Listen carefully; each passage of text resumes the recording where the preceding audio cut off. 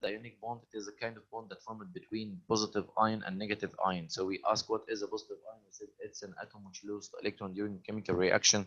So the number of positive protons will be more than the number of negative electrons. So in that case, overall it will carry a positive charge, and we called it cation. In the other hand, we have an atom that will gain electron during chemical energy. So in that case, the number of negative electrons will be more than the number of positive protons, and overall the atom will be negatively charged, and we call it an ion. Then a kind of electric attraction will arise between the positive ion and negative ion. That is the ionic bond. And then we said that actually ionic bond that or different ions, they attract each other, okay, in which the number of lost electrons must equal to the number of gained electrons. That means once the atom loses 2 electrons, suppose another atom that's gonna receive this 2 electrons, or maybe 2 atoms receive these 2 electrons, so that represent the ratio which is gonna be formed between different ions during formation of ionic compounds. And we said that the atoms which are bonded together by covalent bond are called molecule, and that represent the smallest unit, the smallest unit of molecular compound, the two found in nature that keep properties of a compound. But in case of ionic bond, we cannot find molecules, because the ionic compounds, we find that ions, they arrange in certain pattern, we call the crystalline shape or crystal lattice, as we explained last time. And we said the crystal lattice, it's just solid fixed pattern or arrangement of ions that depend on the difference in energy, or the total energy inside that crystal. What does it mean? We said once the ions attract each other, we said there are some repulsion force and attraction force. Attraction force between opposite charge, between the negative ion and the positive ion, and the repulsion force between similar charge, like the positive nuclei of both ions and the negative electrons in the both ions, they repel. So overall, okay, we get the total force.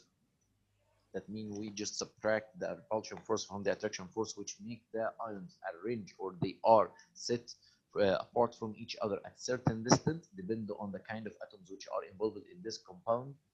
That certain distance to represent that the least energy, or the lowest potential energy, which make the compound stable. And we said the energy that is produced, or the energy that is released during formation of crystal lattice, that's which knows as the lattice energy, or energy lattice. Okay, that's what we explained last time. I hope that you studied this part from your textbook. Today, inshallah, we're gonna pass to the last part. In that section, we are gonna make a like of comparison between the ionic bond and the nuclear compounds. So let's find what are the differences. Of course, here we could find a big difference, that we know ionic bond, and that the electrons will be lost and gained, while in molecular compounds electrons just shared. So here we find that molecular compounds have relatively weak forces between individual molecules. That means the covalent bond overall is weaker than the ionic bond. Why? Because we know that in covalent bond, the difference in electronegativity is not that much. It's less than 1.7, as we know. So that means here, okay, the kind of attraction, or the kind of attraction between these two atoms is not that much like in ionic bond. While in ionic bond, we find that they have a strong attraction due to the huge difference in electronegativity, which causes that an electron will completely pass from an atom to another one. So we are gonna find one is negatively charged and the other one is positively, that create a huge attraction force, okay, depend on the opposite charge that carried on the two atoms. So here we find regarding that the hydrogen bond is more strong, the ionic bond is more stronger than the covalent bond. We find that the melting point of covalent compounds is lower, which means that covalent compounds, they could melt easier than the ionic compounds in normal temperature, or most covalent compounds in normal room temperature, they are gases, while most ionic compounds, they are solid, which means, okay, that ionic compounds hardly, or they have high melting point compared to the covalent compounds. Also, here you find that the strong attraction between ions in an ionic compound make the ionic compounds a certain characteristics or certain properties. Like first one, they have high melting points. They don't melt easy, as we said. Second one, they are hard. Okay, what meaning by hard? That means they show some kind of hardness. They are not easy to be broken down. Okay, that means here, okay, this attraction make them somehow, okay, tightly packed to each other, so it's hard to be broken down. Also, because ionic bonds already arise between positive and negative electrons, that means always ionic compounds, they have poles, okay, positive and negative, that make most ionic or all ionic compounds are good conductors. Okay, they are conductors in the solid state, but they cannot move. That means once they are solid, they cannot conduct electricity. But in case of solution, or once we dissolve them in water, they will be good conductors. Why? Because once we dissolve, it means the ions will set apart from each other, which give them a chance to flow, okay, or move within the solution. That means they could conduct the current, or they could pass the electrons from one end to another. So like this, they could conduct electricity. So here, that's very, very important point, because the higher attraction force between ions in the solid state, once they are in solid state, the ions are tightly packed to each other because of the attraction force of the ionic bond, and that's not give enough space to ions to move. So in that case, they were not able to conduct electricity. So they are bad conductors, or we consider them as somehow insulator in solid state. But in solution, once they dissolve, or once they are in liquid state, they could really be a good conductors. So here, simply this table comparing to you the melting point of solid elements, as you can see, magnesium chloride, sodium chloride, calcium iodide, iodine chloride, okay, or iodine monochloride. So the first three, they are ionic, while the rest, they are covalent, as you can see. So if we compare the melting point, because of the both of them, okay, in Celsius degree, so you could easily observe, for example, methane, it could melt at minus 128. That means in normal room temperature, it's already gas, okay. And we find the same for the hydrogen sulfide. Like this, their melting point in negative charge, which means they already, and that means to be solid, that means they must be below minus 128. That's something very, very, okay, rare to happen. So like this, we find, while in the other hand, we find that the ionic compounds like magnesium fluoride and sodium chloride here, they have higher melting point, which means they cannot melt easily. We need to heat up magnesium fluoride until we reach 1261 degrees Celsius, which means too much energy, okay, to make them melt. And of course, if we need to make them to start to vaporize or boiling, that means changing from liquid state into gaseous state, that requires more heat. As you can see here, we need to heat up until reach 2239 degrees. So of course, here that's table clearly represent the difference in boiling point. So if we ask why ionic compounds, they have the high melting point compared to covalent compounds, anyone have an answer, guys? Anyone have an answer why ionic compounds have this high melting point or boiling point compared to covalent compound? because of their structure مثلا. We have what about the structure? Because what the kind of Atoms the أو no elements يعني. no Arrangement. somehow, okay, because the kind of the bond, the ionic bond represent آه. higher attraction force between atoms. This attraction force is more than the attraction force in case of covalent bond. That means the atoms somehow they are highly attached in case of ionic bond, so they require a lot of energy to be able to make them melt. What mean by melting, guys? Once you start to melt something, that means you already provide atoms with heat energy, which make the atoms somehow move faster and move further from each other. So if you have two atoms that they are highly attached, and the other two atoms which they are slightly attached, which one could melt easily? The one which is slightly attached. So always covalent compounds, they could melt easily because the kind of attraction between atoms in case of covalent bond is too weak compared to the attraction that found in ionic compound. Is it clear, guys? Is it clear, guys? Yes. Okay. So here, how to identify compound, ionic or covalent. That means if you already just have two chemical compounds in the lab and you want to know whatever they are, ionic or covalent, or what are the properties that could identify each kind of compound. So first, you can carry out the following procedures in lab to determine that substance is ionic or not. So here we said first, most ionic compounds are solid in room temperature. So that's the first indicator. If it's a liquid or gas, so here that's give a high chance that are not ionic compound.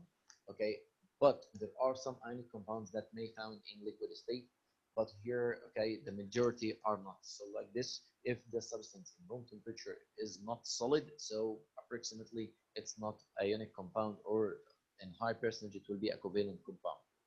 Then here tap the substance gently. That means just press on it. Okay. Ionic compounds are hard but brittle. Brittle, that means somehow they are soft. Okay. So then it should not break apart easily. They will not be broke apart easily. Okay. That means it's hard to break them down. While you're gonna find in case of uh, covalent compounds, they could break down and they could be damaged or scratched, okay, into powder, and like they are gonna smashed, okay. So the substance should fracture into, okay, Turner crystals and not crumble into powder. So that means if you smash or you try to break ionic, you are gonna find it's gonna break into flat, smooth surfaces that represent the edges of the crystal of the ionic compound. But in case of covalent compounds, when you smash it, you are gonna find it will completely turn into powders. Here we find that if you're gonna heat them up, you find that the covalent compound they easily could melt or boil. While in case of ionic compound, once you heat up, you are gonna find that they consume a lot of energy or a lot of heat energy, but they don't change their state easily. So that means they have high melting point or high boiling point. So in that case, you become sure it's an ionic compound. So here like this, we are gonna find the dissolved sample of this material in a cup of water, okay, and start to conduct electricity. If you find that they conduct electricity well, so 100% it's an ionic compound, because as we know, covalent compounds, they don't conduct electricity that per, okay, like ionic one. So like you got the main differences between the ionic compounds and covalent compounds, okay, depends on the type of bond which is already formed between them. Finally, here we're gonna pass to the last part in our section, which is the polyatomic ions. What are polyatomic ions, guys? So the word poly means a lot, atomic means atoms. So polyatomic ions actually they are group of atoms that they are bonded together, but this group of atoms act like one ion. That means this group of atoms overall they carry a charge, whatever negative or positive. So this atom or this group of atoms they act like one block, okay, that is a charged. So here we said that a certain atoms bonded covalently, okay, that means they have covalent bond between them. But overall, this group of atom already they have ionic characteristic. That means they already charged or they have a charge. So here in that case, okay, we call that polyatomic ion. So in the case of the polyatomic ion or polyatomic ion during chemical reaction, they are moving as one bulk. That means we can't separate them. We use them as one block. Okay, like for example, sulfate SO4. SO4 is just a block, one sulfur with four oxygen. They carry -2 or -2 charge. That means it's already the SO4, the sulfur is bonded to oxygen by covalent by four double covalent bonds, okay, sorry, by four single covalent bonds, and still lack for two electrons. That's why it carry negative charge. So here that the idea, it's already group of atoms. The group of atoms are bonded together by covalent bonds, but this group of atom overall is not stable. That means it doesn't follow the octet rule yet. They still miss some electrons or they still could give electrons. So in that case, they are gonna carry charge. Let's take examples here, guys. For example, the NH4, okay, ammonium. Ammonium is one of the polyatomic ion and it is the only positive polyatomic ion. The other polyatomic ions are negative. So here we find that ammonium, okay, NH4 positive, okay, that represent one nitrogen is bonded to four hydrogen atom by covalent bond, okay, but overall, as we know that nitrogen has a valence or F3, so once it's bonded by four protons, it means they still have extra positive charge, okay. So the charge of ammonium ion is determined as follows. Let's see here, okay, that's how we could make it, okay. We said, sorry, the seven protons in the nitrogen atoms plus the four protons in the four hydrogen atoms. So overall, we have 11 protons, okay. So like this, we have 11 protons, but we find here that the ion here, okay, when the nitrogen and hydrogen atoms combine to form an ammonium ion, one of their electron is lost, so giving the polyatomic ion a total negative charge of -10. So they already have 11 positive proton and 10 negative electrons. So overall, they have one extra positive charge, which make it okay. The NH4 carry a positive charge. So here, as you can see, that's the ammonium ion loose structure. Here we could find that nitrogen is already make a four single covalent bonds with the hydrogen, and overall they carry a positive charge. Okay, so during chemical reaction, NH4 moves as a bulk. I can't break this. I use it as one atom. Here, nitrogen ion will find that there is nitrate. It's nitrogen bonded by one double covalent bond and two single covalent bonds, which make them carry a negative charge. Okay, while sulfate, we have one sulfur atom at the center that bonded by four single covalent bonds, and we still have okay negative two charge. So they work or they act like one okay atom, guys, during chemical reaction. That's here the polyatomic ions. Okay. So, any hard question regarding to the polyatomic ions, guys? Any hard question, guys? Guys, is it clear? Yes, Mr. Comparing monatomic, diatomic, and polyatomic structures. A molecule or ion that contains only one atom is monatomic. The prefix mono means one. A molecule or ion that contains only two atoms is diatomic. The prefix di means two. A molecule or ion that contains more than two atoms is polyatomic. The prefix poly means mixed. Okay, here, guys, that represent what the difference between mono, di, and poly. Just to give you the idea that the polyatomic ion contain more than two atoms usually. Okay, so right, this guys, we're already in the of section 3 of chapter 6, the ionic compound. Next time, inshallah, we're gonna make kind of revision about the entire section, but please study this well. Okay, from your textbook, it's not that hard. Okay, it's not that big, so please just assign a certain time for that section during the weekend and try to study it. And if you have any question, you are welcome to ask anytime. Do you have any question, guys? No, Mr. Are you sure, everyone? Yes. Okay, guys. Thank you.